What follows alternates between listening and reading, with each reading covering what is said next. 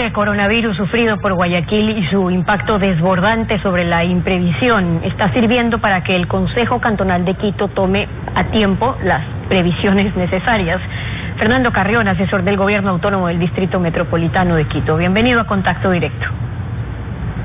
Buenos días, Steffi.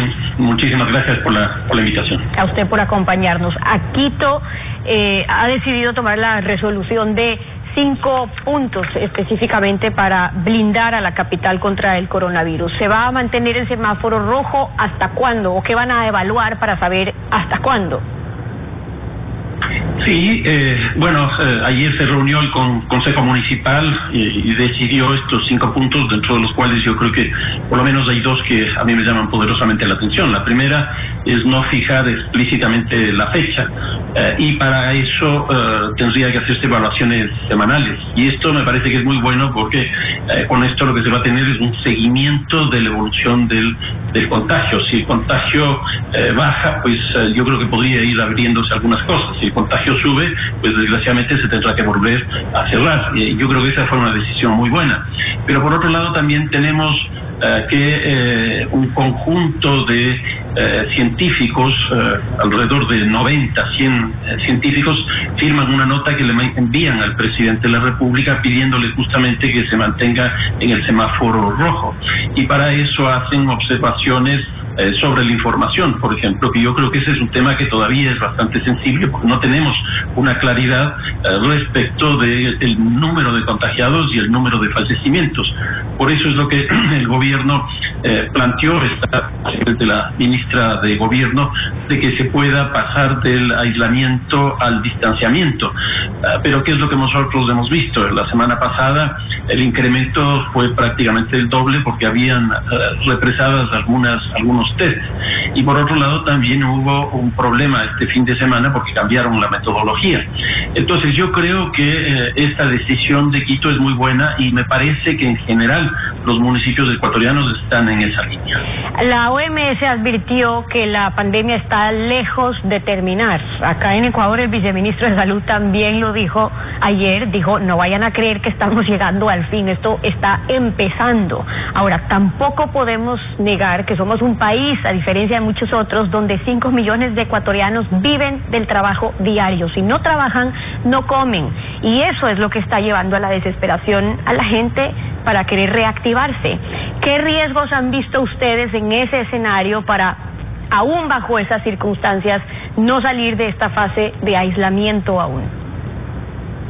A ver, yo lo que creo en este caso es que hay una necesidad urgente de trabajar mucho mejor el tema de la información del contagio, principalmente con los test que ya se están haciendo. ¿Y esto por qué? Porque nosotros vemos ya algunas cosas interesantes.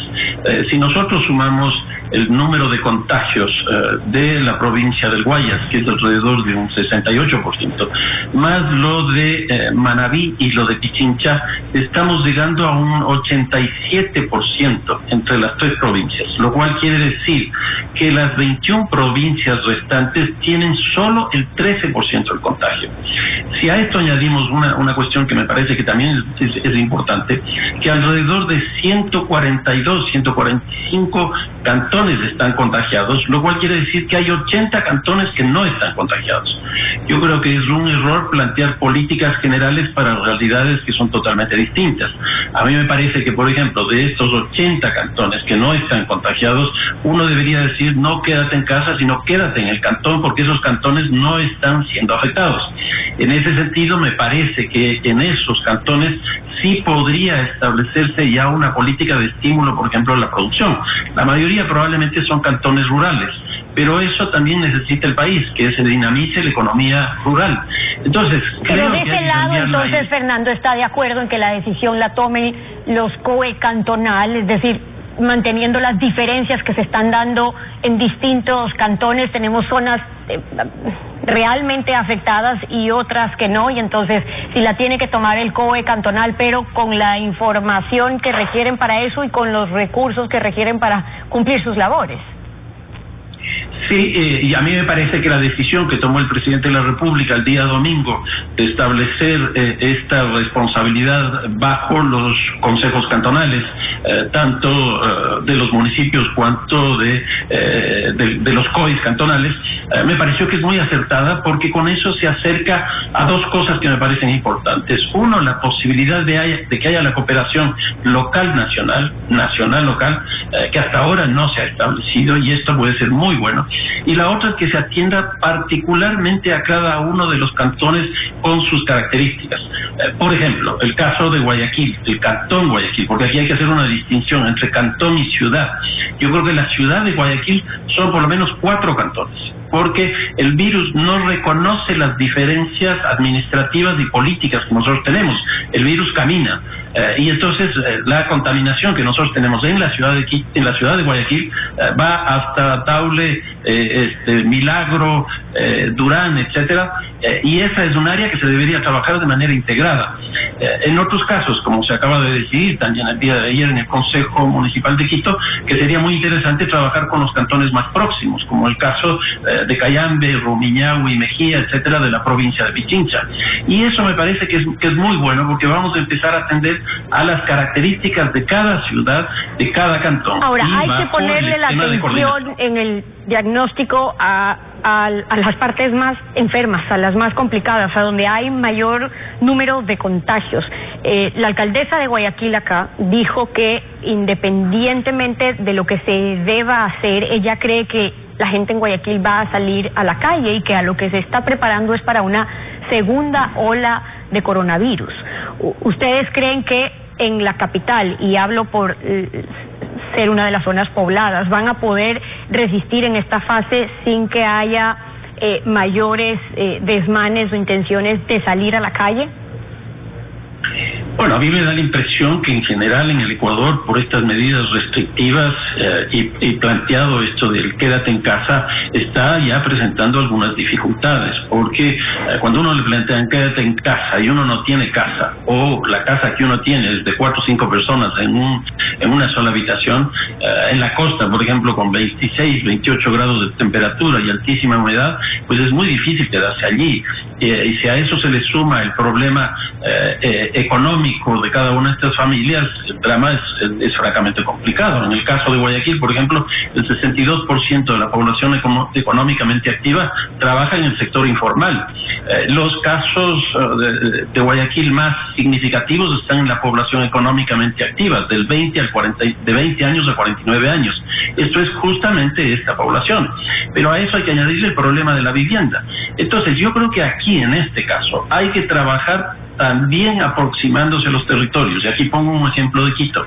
En Quito tenemos 4 zonas que tienen alta afectación relativa. La una es Cotocollao en el norte, la otra es Chillogallo en el sur, y en la parte central tenemos el centro histórico y la zona de Iñaquito. Si nosotros vemos las características de esto, Iñaquito es donde están concentrados los centros comerciales, donde está concentrada la banca.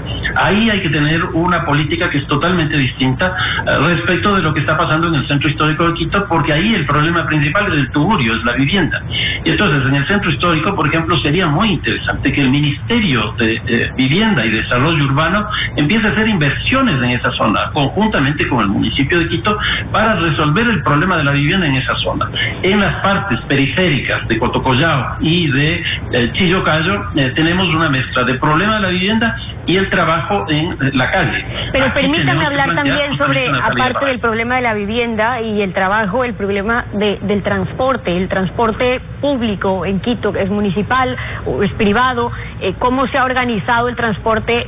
Primero, para que se respete el distanciamiento. Acá en Guayaquil vimos ya imágenes lamentables de una metrovía con la gente yendo toda amontonada en mascarillas. Ya están pidiendo entonces que haya más unidades y tienen que utilizar los alimentadores, que sean los alimentadores, pero que se pueda respetar ese distanciamiento. ¿Cómo están planificando en Quito? Bueno, aquí lo que nosotros tenemos una experiencia en Wuhan y también en Seúl, en Corea, donde ya llegaron a la conclusión de que más o menos en el transporte colectivo, sin hacer diferencias, tendría que reducirse alrededor de un 25 a un 30% la cantidad de pasajeros.